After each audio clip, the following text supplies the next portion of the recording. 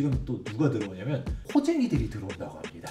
전 그거 사실상 국부유출 아닌가라는 생각도 들거든요. 국회가 180석을 딱 장악하고 있다 보니까 그냥 국가가 망하길 바라는 건지 그냥 부동산 가격이 무너질 정도로 경제가 개박살 나길 바라는 건지 법안 개정이 하나도 안 되는 거죠.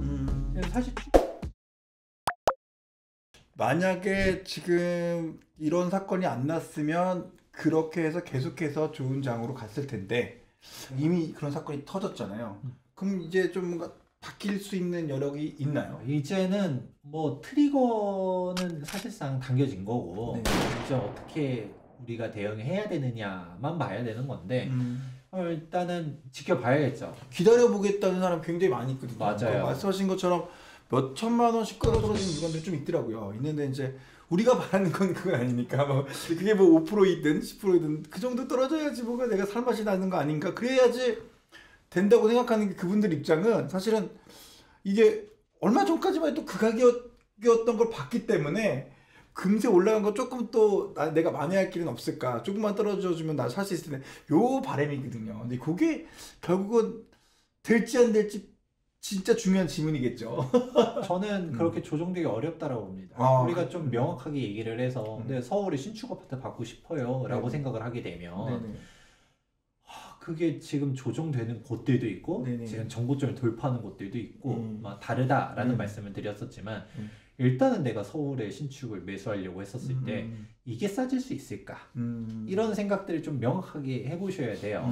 그렇다 보니까 정권이 이제 어떻게 바뀌느냐에 따라서 예를 들어 그대로 보수 정권으로 유지가 된다고 가정해볼게요. 다주택자 규제 그래도 계속 완화하려는 스탠스잖아요.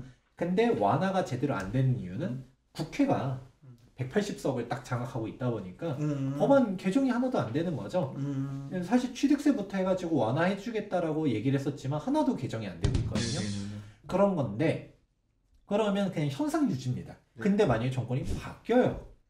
다주택자를 오히려 더 억제하는 식으로 바뀝니다. 그러면 오히려 이 양극화는 더 심해지는 거죠. 그러니까 정상적인 사회가 아니라고 보고 있거든요. 지금 또 누가 들어오냐면 호쟁이들이 들어온다고 합니다. 그래요? 뉴스 찾아보면 뭐 영국의 뭐 미국의 뭐 임대 회사들이 한국 시장이 메리트가 있다 하면서 와가지고 막 들어오는데 빌라 오피스텔 사가지고 임대업 하겠다는 거거든요. 그럼 우리 그냥 외국인들한테 세내는 거예요.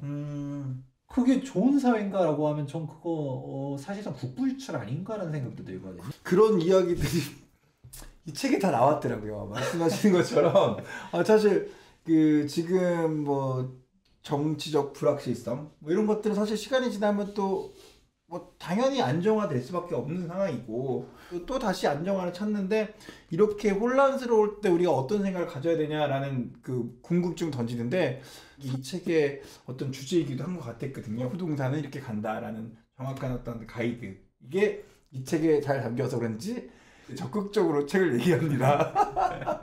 어쩔 수 없는 그 사실이니까. 근데 야, 이 와중에 지금 비상계엄 이후로 부동산에 관심 없어진 와중에 이게 4세째 갔다는 거는 내용이 실하다. 사보시면 좋을 것 같습니다.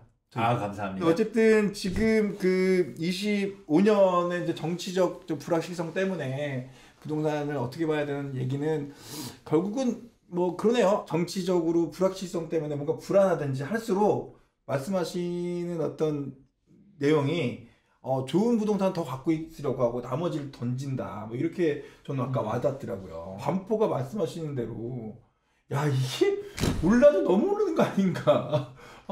사실 뭐 전문가님들도 사실 그렇게 말씀들은 하시지만 그렇게까지 오른 거에 대해서 다들 놀라지 않는 분들이 없거든요. 그런데도 불구하고 우리가 지켜야 될 것은 좋은 부동산이구나. 이게 답인 거네요. 오늘 사실 이제 그 중요한 이야기는 25년에 대한 부동산을 어떻게 바라볼까였는데요. 두 번째 이야기를 여쭤보고 싶은 게 이제 불황이에요. 그러니까 지금 트럼프 대통령 돼갖고 트럼프가 사고를 많이 칠 것 같다는 걱정들을 많이 하시는데 그로 인해서 굉장한 경제 호황이 오든지 굉장한 경제 불황이 올 텐데 이런 분에 대해서 겁을 먹고 또 부동산에 대해서 좀 이렇게 긴장하고 있는 분들이 있어요. 여기는 어떻게 생각을 하시는지 좀 궁금해요. 저도 한번 보니까 다음 오는 게 어디로 튈지 모르겠다 인 거예요. 딱 아까 표현하신 것처럼 위로 한국이 우방국으로서 약간 중국 견제하고 했었을 때 약간 수혜를 볼 수도 있겠다라고 보는 시각도 있는 한편. 기억나시는 이벤트들이 있을 거예요. 그러니까 물론 국민들 다 힘들었었지만 집값이 막 폭락했었던 시절. 단순히 조정, 하락이 아니라 폭락이라고 말할 수 있을 만한 이벤트들 무엇이 있었나요? 저는 뭐 누구나 그렇겠지만 97 IMF하고 금융위기 2008년 23년에 있었던 우리 그 금리 상승으로 인한 이라고 하지만 어쨌든 그때 약간 집값이 30% 떨어졌을 때 세 번 생각나는 것 같아요. 네, 대표적인 케이스들을 딱 콕 집어 주셨는데 그 정도 돼야 이제 무너진다는 거죠. 예를 들어서 97년도 IMF 때는 사실 그때 기업들 다 도산하면서 무너지고 진짜 국가가 망하니 안 망하니 이런 얘기까지 나왔었던 거고 2008년도 금융위기 때는 사실 리만 브러더스 사태 이후로 갔다가 뭐 전 세계적으로 이제 글로벌 금융위기까지 왔었잖아요. 그러면서 또 무너졌었고 그다음에 2022년도에는 미국이 금리를 올려도 이렇게 미친 듯이 올릴 줄 누가 알았겠습니까? 그걸 예상했다라고 하면 때도 멀어졌을 겁니다. 뭐 대한민국 경기가 좋다, 호황이다 이런 얘기 근래 들어본 적 있나요?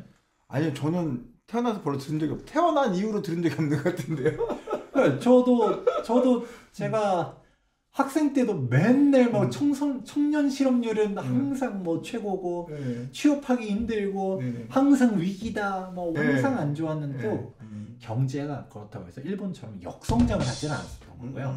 경제 성장률이 그때 당시에 막 한 자릿수 성장할 때도 너무 낮아요 라고 했었지만 여기서도 5%대 성장이 지금 와서 보니까 5% 성장 컸던 것 같아. 우리 또 시청자분들도 딱 생각하는 게 있을 거예요. 우리 지금도 10억이라는 돈은 정말 큰 돈입니다. 근데 내가 이 10억이라는 돈을 10년 전에 통장에 넣어놓고 그대로 내뒀었어. 느낌이 또 어떤가요? 녹아 먹은 거죠. 그렇죠. 돈이 녹아 없어지는 거죠. 통화량이 계속적으로 풀리다 보니까 사실 부동산 가격이 올라간 게 아니라 어떻게 따지면 실질 내재 가치가 올라갔다기보다도 올라간 측면도 있겠죠. 근데 이게 명목 가치가 변하는 것들도 없잖아요. 있다라고 봅니다. 그런 식으로 변화하는 사항들을 우리가 인지하고 봤을 때 그런 계속적 부동산이라는 게 결국 우리가 실물 자산, 즉 화폐 가치를 방어하는 수단인 거잖아요. 그런 식으로 올라가는 게 있는 건데 경기는 당연히 안 좋을 수 있겠죠. 트럼프가 어떻게 하는지는 모르겠지만 설마 트럼프가 중국을 죽이려고 할 수는 있어도 한국도 죽어라! 이런 식으로 할까요? 그런 것처럼 그러니까 사실상 그렇게까지 얘기하는 사람들은 저는 그럼 거꾸로 물어보고 싶어요. 한국이 무너져 가는데 거기 왜 있는 거예요?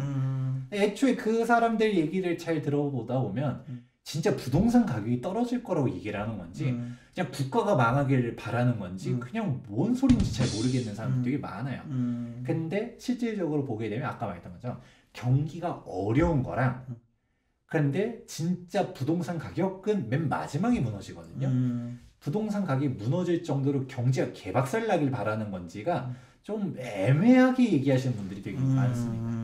그러니까 물론 여기서도 앞서서 얘기했던 것처럼 좀 구분은 해야겠죠. 이제 전체적인 부동산 시장 내에서도 이런 규제 때문에 어디가 눌려지고 어디가 더 올라가고 이런 부분들은 있겠지만 즉 돈의 흐름의 차원인 거잖아요.